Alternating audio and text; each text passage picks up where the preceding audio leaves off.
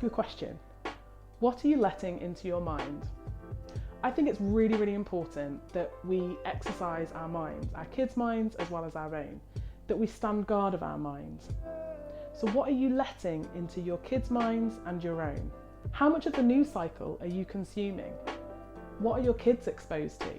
Did you know that research has shown that people that consume too much news and too much TV have elevated fears compared to those that don't watch as much? The reality is, COVID-19 is sweeping across our globe at an alarming speed, and we don't know when it will stop. But we can choose how we consume our news.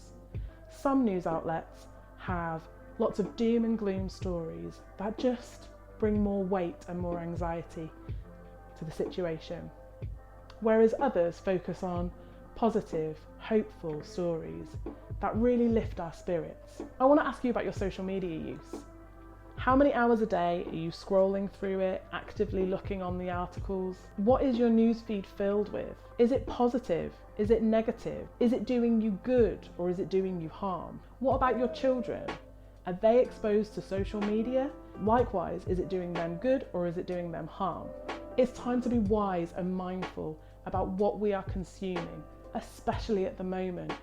We need to be strong for our children. I know when I've had days where I've consumed too much TV, it has overwhelmed me. What can you do about it? Do something positive and proactive. In a moment, I'm going to ask you to pause the video and I want you to answer these questions and really reflect on what you can do moving forward. How much news are you watching or reading?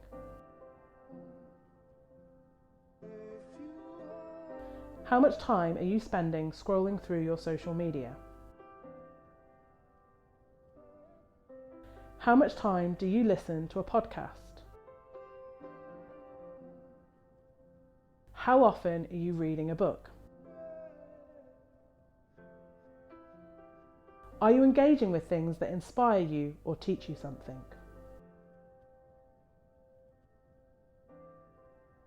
And now I want you to write down a list of 3 things that you think are positive for feeding your children's minds. Make a list of 3 things that you are going to do to positively feed your mind this week.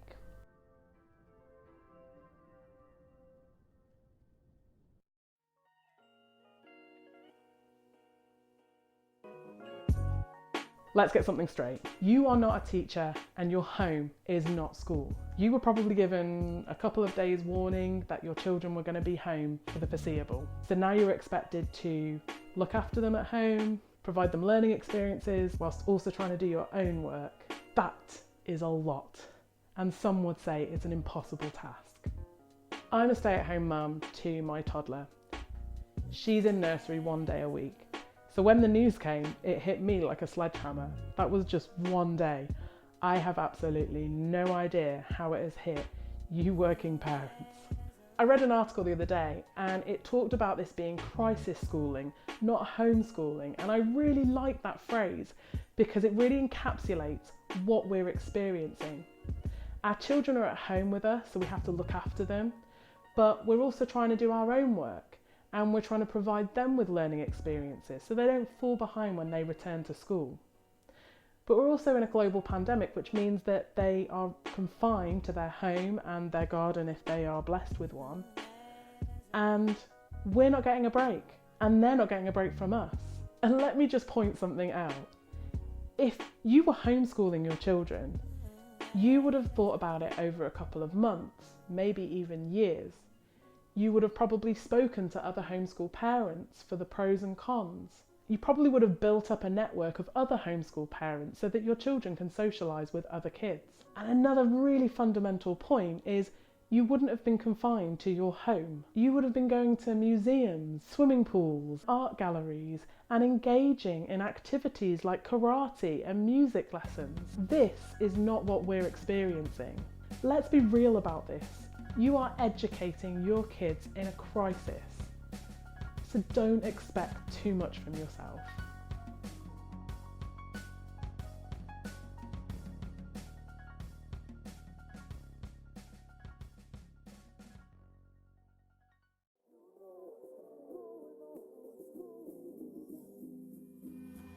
The first question I want to ask you is, how confident are you? For some of you, you'll be thrilled by the opportunity, while others will be probably counting down the minutes till you can have a glass of wine, a beer, or maybe gin. Don't try to be anything other than yourself. When I was pregnant with my daughter, I found myself really thinking about all the craft activities we were going to do, and I was excited about it. However, when she got to the age where crafting was something that you would do, I found myself actively avoiding it, having an idea in my head that possibly I'd seen this really cool image on Pinterest, and just finding that it would take me weeks to actually do this activity with her. And then when I'd done the activity, I was kind of disappointed that people weren't giving me a trophy for how great a mum I had been in that moment to get this craft created. And what I acknowledged and what I've just, accepted is that I just don't really like craft activity. And maybe when she's older, I will prefer it more. I think what I don't like is the fact that it can get everywhere and that you're kind of constantly looking at all of your stuff and where the paint could go. So I just want to encourage you that there will be things that you love to do with your children. I love to read books with my daughter. Thankfully, she loves books, but I'm not a great fan of the crafty activities. In a moment, I'm going to ask you to pause the video, and I just want you to reflect on these questions. What is your confidence with creating some form of learning for your children? Write down the activities that your children love and the activities they loathe. But also write down the activities that you love and the activities that you loathe. Sometimes these lists won't match, and that's okay. The reason that I wanted to ask you this question is because I wanted you to be aware that there may be some things that your children absolutely love doing that you absolutely loathe. And it just will help you to be aware that you have to push yourself to do some of those activities a little bit more with your children, especially in this season. One of the things that lockdown has provided us is the gift of an alternate learning opportunity. Most of our children are in schools, in formal education, and this is an opportunity for them to engage in learning opportunities that don't require a desk or workbooks. So let's embrace that. Instead, we get to be creative. We get to give them opportunities to learn through play and through personalised experiences, really taking what they're interested in and embed learning into that. That's so exciting. For example, if you fancy planting some seeds, you can teach your children about germination, and that can come at all different levels, appropriate to your child. The one thing that I want to say is just avoid having too many worksheets as part of the learning day, because we don't want them to get bored, and this is an opportunity for them to learn in a different way.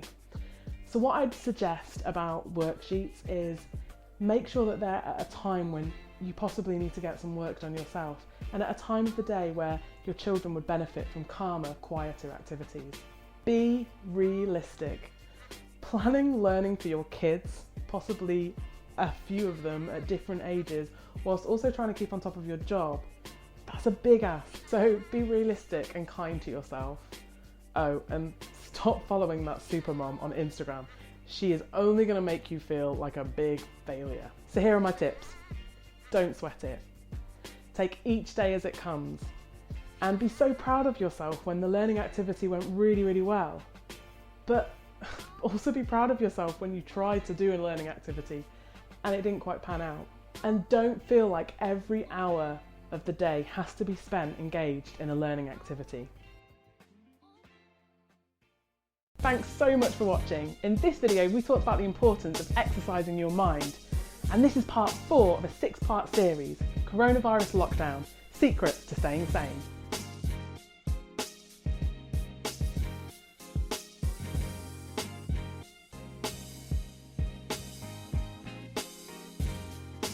Hey, before you go, if you liked what we talked about today, then feel free to hit a like over here, the subscribe button's right over there, and if you want to be updated on new content that we'll be releasing, there's a notification button just down there. And that means that every time we release new content, you will get notified about it.